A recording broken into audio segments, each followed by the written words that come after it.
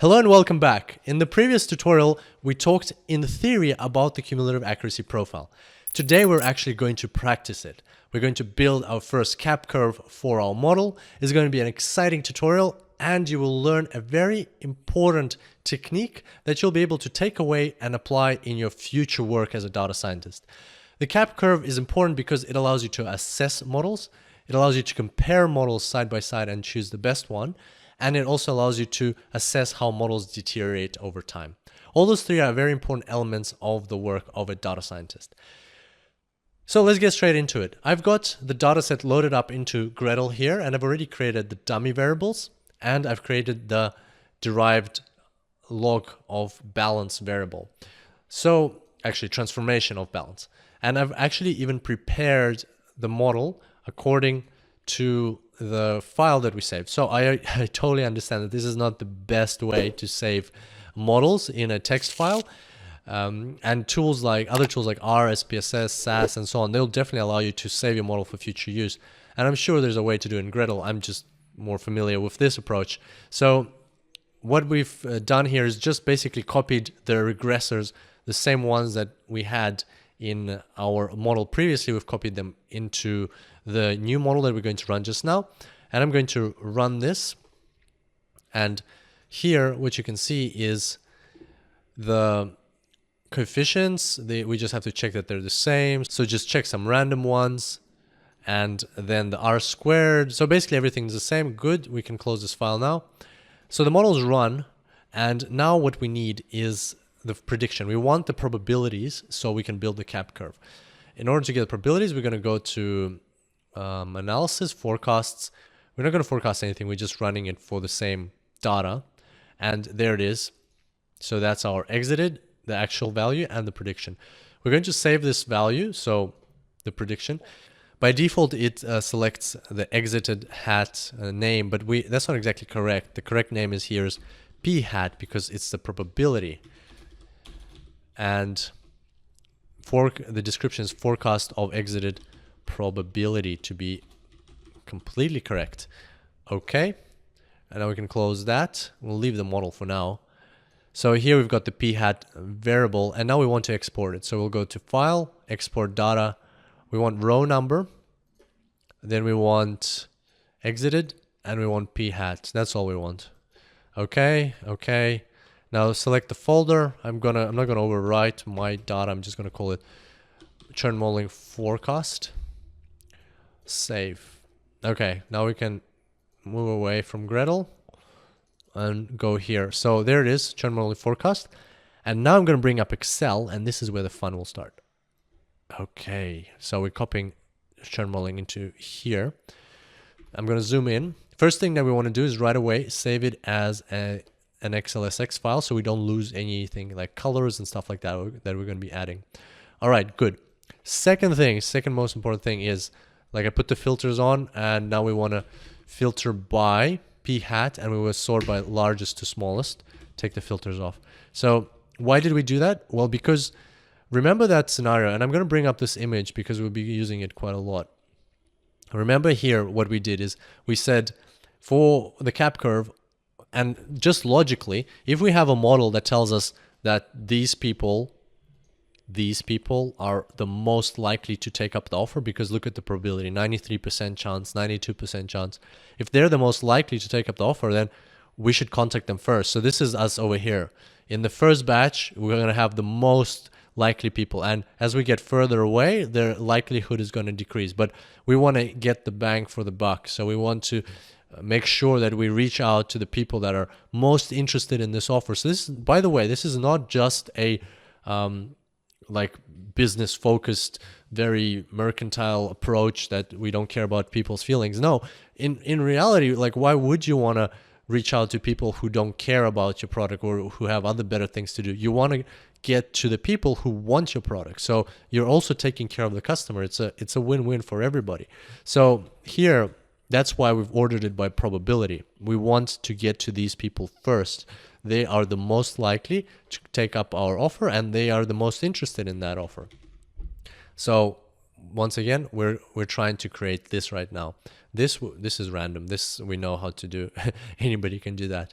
Okay, So let's add some rows. Then here I'm just going to put stats because we're going to type in some stats. First thing we want is total exited. So I want to count how many people exited in total. It's going to be the sum, right, of this column over here, or basically of all the ones in this column. So if I just do sum, then I get 2,037 people left the bank. Then total records, let's call it records. This one, let's make some space. This one's going to be count, and you can count exited or you can count the number of rows. So let's count the number of rows. And then we're going to have an exit ratio. So that is we'll go back to the cap curve just now. So total exited divided by total number of records. And I'm going back to the cap curve. Where is it? There it is. So total exit ratio over here, 20%, is, remember that 10% that we were talking about in the cap curve, that the total number of people that will ever take your offer, or in this case, the total number of people that will ever leave the bank, is 20%, or that time it was 10%. So here we're going to change this to a percentage, so it looks better. Okay, good. That's that part done. Now what we want is a few extra columns, right? Maybe let's take out one row. We'll start with a column for just total select. Total select. So if I select people one by one, this column will tell me how much I'm selecting. So 1, 2, 3, and so on. So if I continue this down, as you can see, it's just telling me how many have I selected so far. If I'm selecting from the top to the bottom, I've selected 10, I've selected 11, I've selected 12, and so on.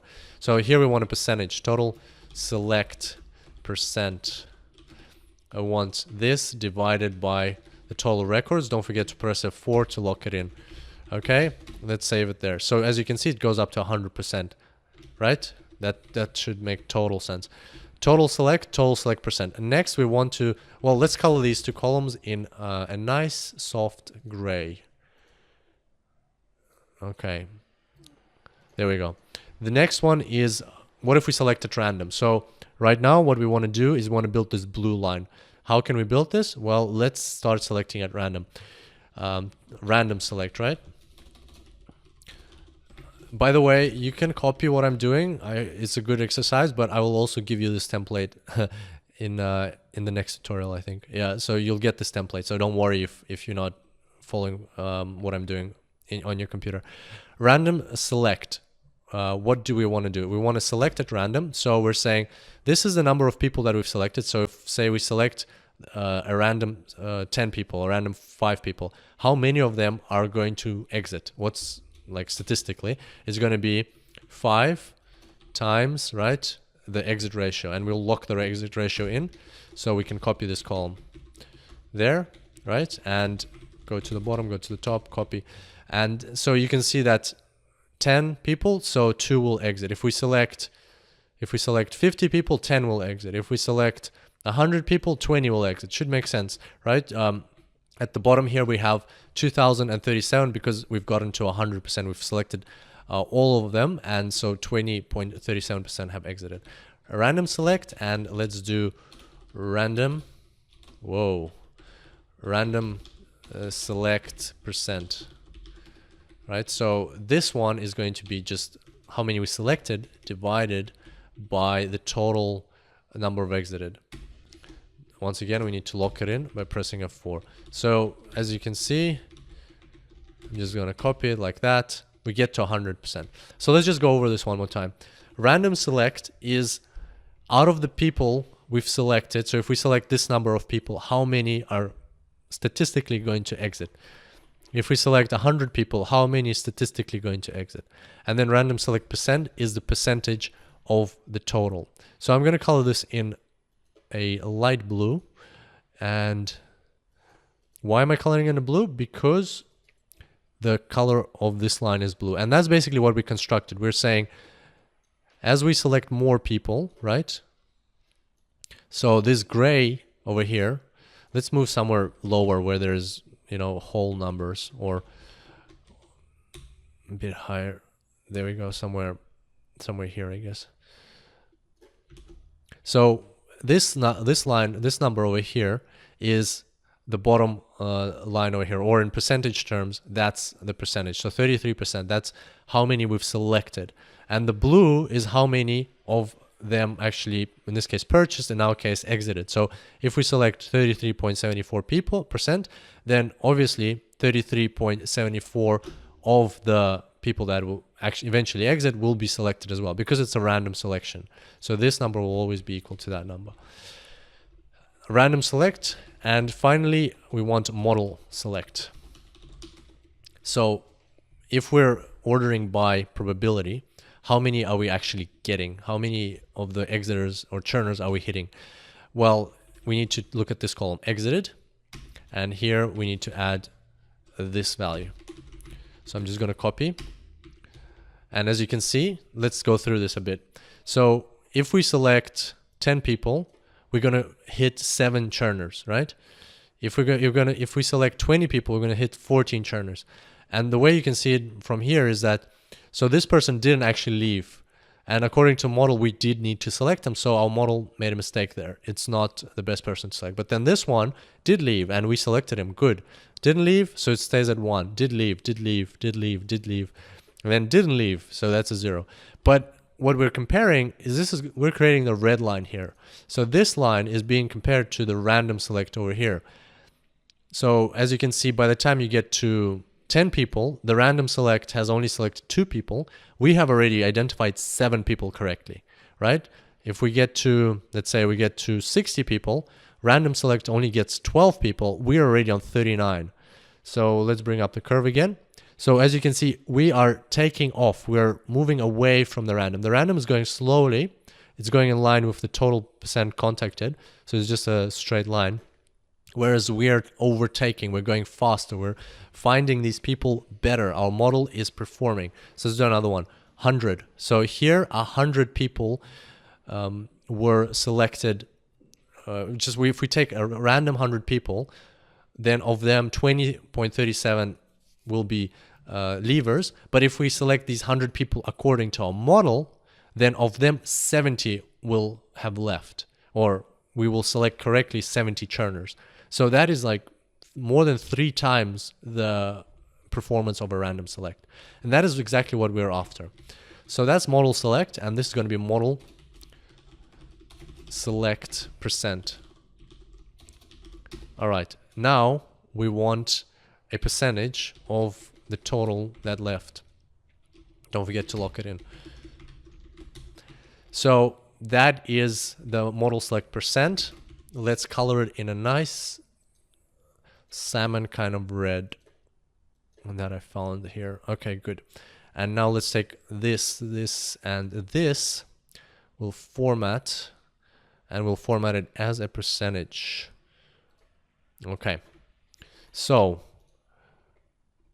this is the red line, this is the blue line, this is the horizontal axis.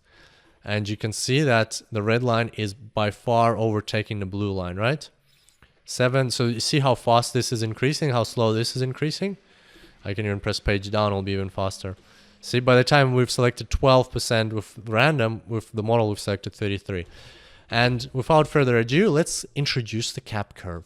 All you have to do from here, and you can do the same thing in your template. So the template will take you up to this stage.